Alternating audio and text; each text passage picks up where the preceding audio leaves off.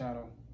I'm Anthony TV, and before we dive into today's video, I need you to do me a favor, hit that like button for me, and subscribe to the channel. You already know I appreciate it. Help a small YouTuber out, man. You see the subscriber count? Nah, but seriously, guys, I'm not gonna hold you long. Just want to talk about why I chose to stay local and not go the OTR route. Right? So, for me, when I got my CDLs a couple years ago, I went to trucking school, so I went to TDI. And it was one of the best decisions I ever made, career-wise. You know, I had a buddy of mine that had been driving, I guess, a year prior to me going to get my license. So he used to tell me about his job and, you know, the opportunities he had with, you know, having your CDLs and things of that nature. And, you know, honestly, like, I always wanted to get my CDLs, just to have them, you know what I mean, as a fallback plan down the road. So I always wanted to get my CDLs, but the hours that the Trucking Institute had, I had a full-time job at the time as a manager, and my schedule, it just was a conflict. I would have never made it. The school hours was like from 5 a.m. to 5 p.m., 5 days a week, Monday through Friday, and it was 3 weeks. It's a 3-week course. So I knew I wasn't gonna be able to fit that into my schedule. So, you know, like I said, I wanted to do it though at some point down the road, and it just so happened I ended up having the opportunity to go to trucking school. I was a sales manager at a particular company, a company that, if I told you guys the name, you would know it. You know, it's a household name. But I was a manager at this company. I worked there for 15 years, and the company decided to downsize. So they gave us the option to, you know, apply for other positions or take a severance package. So I decided to take the severance and go on about my way. So when I took the severance, I actually decided I was going to take, you know, like a month off, just not work at all, just kind of relax after working, you know, for so many years. I just kind of wanted to kick back and relax, man. So the plan was to take a month off, but a month actually turned into 3 months. So after the 3rd month, I'm like, man, I gotta do something. You know what I mean? You know how it is when you got money going out, but you don't have no money coming in. It'll go quick, right? So in my mind, I was like, man, I gotta look for a job. And honestly, the 2nd month, you know, I was looking, and believe it or not, man, it was a little bit harder to find a job than I thought. Even with my resume as a manager and years of working experience and stuff like that, it was still a little bit harder to find a job than I thought. You know, at least jobs that I kind of wanted to do. I was getting calls from, like, people wanted me to take insurance jobs, you know, like selling insurance, things of that nature. But that's something that, you know, I didn't want to do. But yeah, man, anyway, that 3rd month I decided, you know what, let me go to trucking school. So just a perfect opportunity. I got the time, I could do it, and why not? You know, talk to my buddy. Like, look, man, it ain't but 3 weeks or whatever. You could go ahead and knock that out, and you have your CDL. So that's what I did, man. Took the little 3-week course.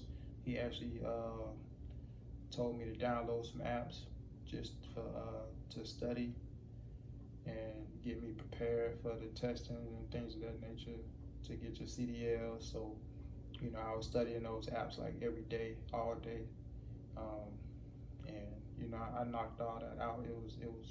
It's pretty simple, man. You know, the test, and even the road test and all that, man.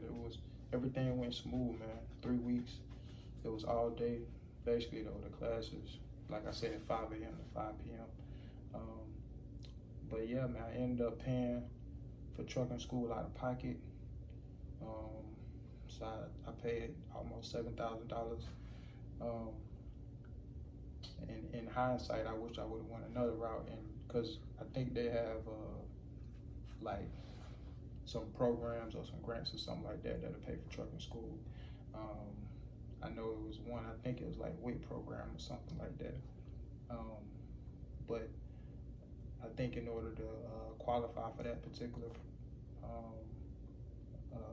program and get that money, I think you had to take like a TABE test, and you had to have like 3 pre-approval or pre-hire letters from companies that basically was saying like, we'll hire you after you get your CDL license. So it was just a few hoops you had to jump across in order to get that funding, but I didn't want to waste any time, and so I was just really impatient, and I knew I had the money, so I was like, man, I'll just pay it out of pocket.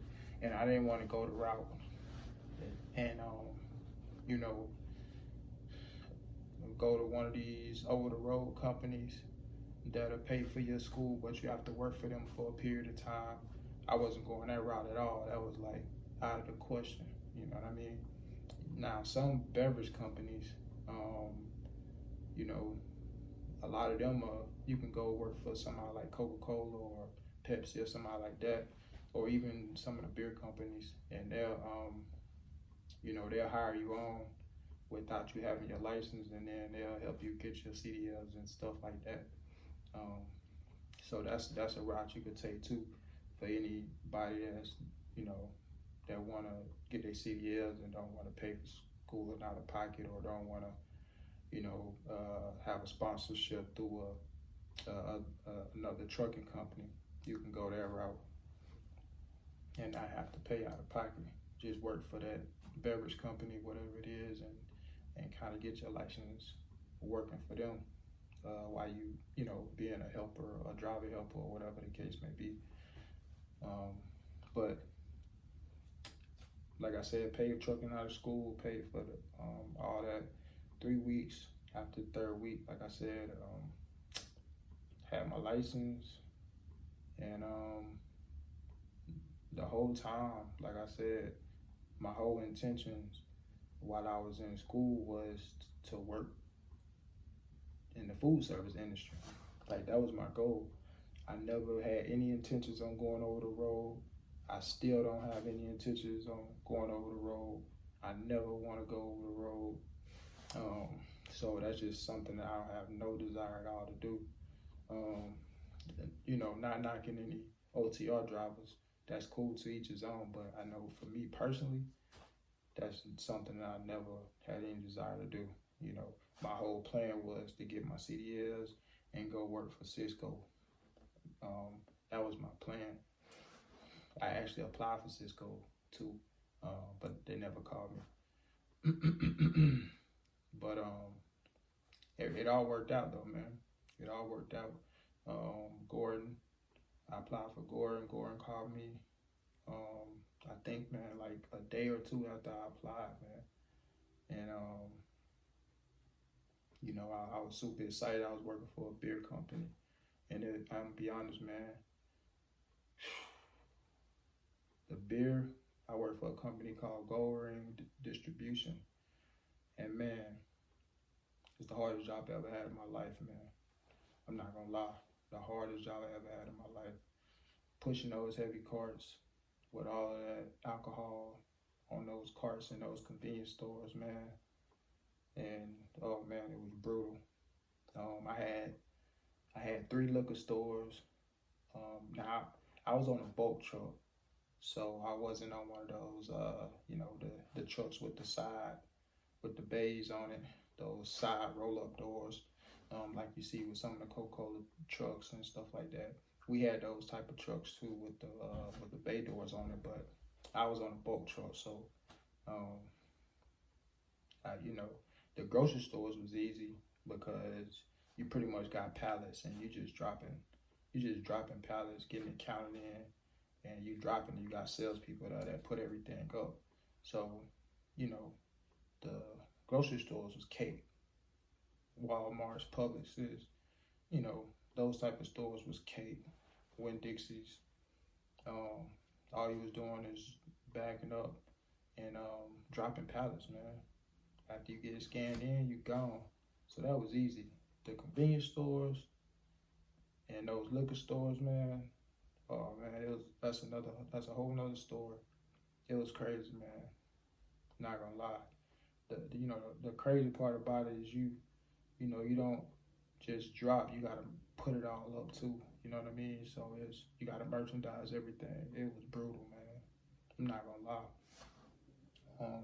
Especially the liquor stores I had, man. So I had 2 liquor stores. I had 3 total, but I had 2 they used to get between 5 and 7 pallets of product, and I used to have to break the pallets down, and we used to have to price all of the product, man. We used to have to price all that stuff, man. Now, those 2 liquor stores, they actually used to call some salesmen out to help. So it'll probably be at least 3 or 4 of us out there to work that particular stop, and it still take like 3 hours or something like that to work, even with as many people was out there. It was crazy, man. I forget. I'm not gonna lie, man. I hated that job, but it was one of them things, man.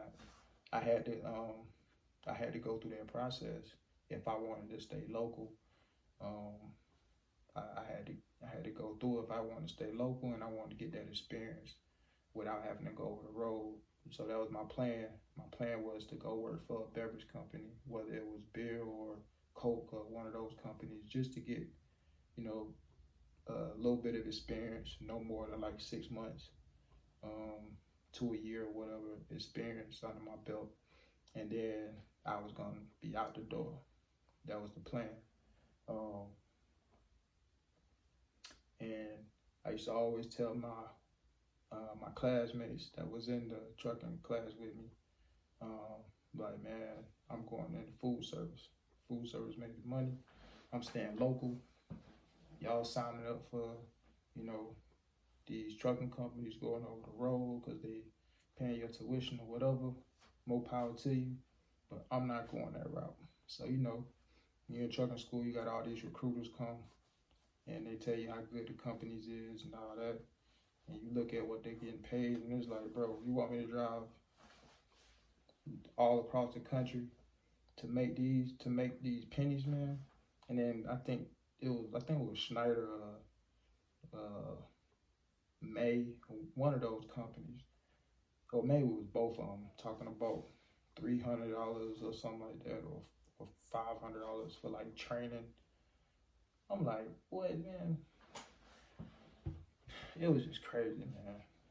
But I'm like, bro, I'm not about to drive around, this 53-foot trailer truck across the country and all around the country for pennies, sleeping out the truck, had to take showers at a convenience store, or whatever, man. Like, that just wasn't it for me, man. Like I said, man, no knock on the OTR drivers, man. I respect y'all. I respect what y'all do, man. It just, for me, nah. And I got a family too, man. So it's like, I'm not trying to be away from the house 2-3 weeks at a time or whatever and all that, and be doing all that driving, man. Weeks at a time. It just not something I ever want to do. So anyway, man, got lucky, or I guess I was blessed to have Gordon call me. I had I think two interviews. Like I said, they called me a few days after I applied. Um, I was actually working for I was working for the beer company when they called me. I put in my notes with the beer company when Gordon told me, basically I had a job. Put in my notice, and I was gone, man. Went up to Gordon. It was like 4 week training. It was sweet. The first 2 weeks I spent up in Birmingham, Alabama. They paid for my hotel stay, my rental car to drive up there, and all of that, man. It was paid for. What's crazy, man, is that um, I made, when I seen my first two checks in training, I was like, man, I made the right decision. I'm not gonna lie, man. My first two checks in training, like I think my first check I made like $1,800 or something. I made like $1,800, man. No lie, my first check. And then my second check, it was like 16 something 1 week. And I was like, yeah, I made the right decision coming here. This is in training, guys. It was crazy, man. It was crazy. So, but yeah, man, so I'm here with Gordon. Like I said, being local for me was the plan. Now I'm on a chain account. So when I say local, for me, I consider that, being home more than you're out on the road. You know what I mean? Like I'm on a chain account, so I am away from the house basically 2 days a week. And really, I look at it like it's not even 2 days. So when I leave Monday morning, um, I'm not at home Monday night, but I'm back early Tuesday morning. I'm off Wednesday. Now I actually work today, but usually I'm off Wednesday. I work um, 4 days, Monday, Tuesday, um, Thursday, Friday is the normal schedule. And occasionally I work Wednesday, but this probably be my last Wednesday working for a while though. You know what I mean? So I can focus more on my own business and stuff like that. So, but I got a 4 day work week. And like I was saying, so I'm going on Monday morning. I leave out. And I'm not home Monday night, come back Tuesday morning, home, off Wednesday, leave out Thursday morning, and come back Friday morning. So basically, I'm just not at home, Monday night and Thursday night. It's sweet, man. Like I said, it's sweet. Can't beat it, man. I love the schedule, man. I'm not gonna lie. Love my schedule, man. Make good money and only work 4 days a week. Off weekends, get paid every week. You really can't beat that, man. Not gonna lie. So yeah, man. That's why I chose to basically stay local. I wanted to be home, of course. Didn't want to go to the road. None of that, man. When you in trucking school, if you go that route as far as going to school, don't, feel like you have to go over the road. You know what I mean? Unless you don't have any other option, you know what I mean, as far as, how you gonna pay for schooling. If you can't get a grant, loan, or whatever the case may be, you just have to go over the road, then you gotta do what you gotta do, man. But if going on the road is something that you really don't want to do, then you can make it local, man, and you can make good money local. I'm pretty sure there's some over the road drivers that make good money, so I'm not trying to say you can't make good money over the road, but if staying local and being home every night is what you want to do, then being in the food service industry is it's a good job to make some good money. If that's what you want to do. Now, there's other jobs I'm sure that you can do local, home every night, and not in the food service game that still make good money. But we talking about food service right now, so like I said, It's a good job though, and most food service companies, they pay pretty good. You know what I mean? Most of them. So you know, you really can't go wrong if that's what you want to do. But you know, do your own research on the companies and things of that nature. Continue to watch videos like this and other, you know, trucking videos that's giving out a lot of knowledge about different companies. You can learn a lot, you know what I mean, just by watching some of these YouTube videos.